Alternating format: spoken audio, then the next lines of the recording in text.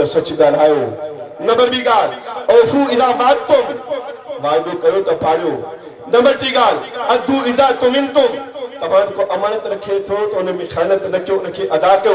इन अल्लाह यामुरुकुम अन तुअद्दुल अमानाति इला अहलिहा।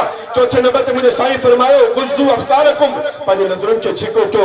पंजे नंबर ते मुझे साईं फरमायो वहफ़ज़ू फुरूजकुम, पंहिंजे घरनि जी हिफ़ाज़त कयो। छहें नंबर ते मुझे साईं फरमायो कुफ़ू अयदीकुम, पंहिंजे हथनि खे ज़ुल्म खां बचायो। मुझा साईं फरमाइनि था त मां मोहम्मद तव्हांखे जन्नत जी गारंटी थो ॾियां। हाँ जनाब, असांजो नबी रहमतुल लिल आलमीन याद आहे, काबतुल्लाह हुदल लिल आलमीन आहे, असांजो रब रब्बुल आलमीन आहे, ऐं जेको नबी आहे उहो रहमतुल लिल आलमीन आहे। टाइम पूरो थी वियो, फ़कीराना अंदाज़ आए सदा कर चले, मियां खुश रहो हम दुआ कर चले। ॻाल्हि पूरी कयां त बस मां ख़त्म पियो कयां। अल्लाह से मुंहिंजे नबी खे फरमायो रहमतुल लिल आलमीन, जहाननि जे लाइ रहमत। छाजे लाइ बाबा?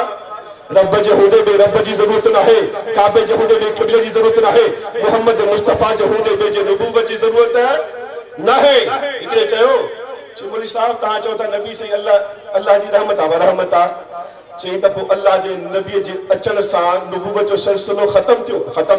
चई पोइ रहमत कीअं थिया?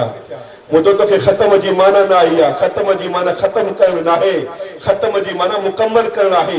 हिकिड़ी जॻह आहे, सॼी जॻह तयारु आहे, हिकिड़ी सिर जी ज़रूरत आहे, उहा सिर लॻी जॻह पूरी थी। इहो नबूवत जो सिलसिलो आदम अलैहिस्सलाम खां जेको शुरू थियो, अल्लाह उहो मोहम्मद मुस्तफ़ा जे ज़रिए सिलसिलो मुकम्मल कयो। मोहम्मद मुस्तफ़ा जो अचणु रहमत आहे।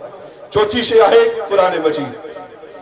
अल्लाह तो फरमाए त ही ज़िक्रुल लिल आलमीन आहे। ही छा आहे बाबा? ज़िक्रुल लिल, मुझे उन्वान ज़िक्रुल लिल आलमीन हो, पर चूंकि साईं जो हुक्म अची वियो, ज़िंदगी बाक़ी, मुलाकात बाक़ी। वाखिर दावाना अल्हम्दुलिल्लाह।